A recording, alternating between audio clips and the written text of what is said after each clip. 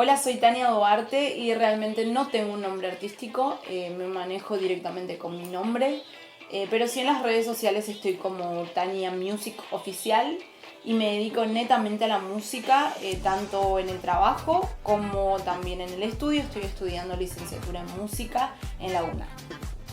La cuarentena me afectó porque vivo de la música, entonces como no hay shows es difícil la situación, y también en la facultad no es lo mismo las clases virtuales como las presenciales, pero lo vamos sobrellevando.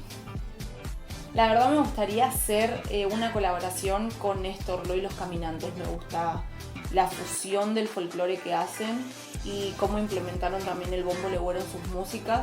Me gusta porque ese instrumento también es parte del folclore argentino y yo soy mitad paraguaya y mitad argentina.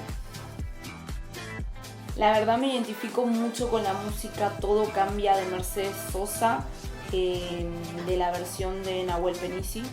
Me gusta mucho ese tema porque todo cambia. Muchísimas gracias Talento Paraguay Oficial por la buena onda y por la entrevista. Gracias.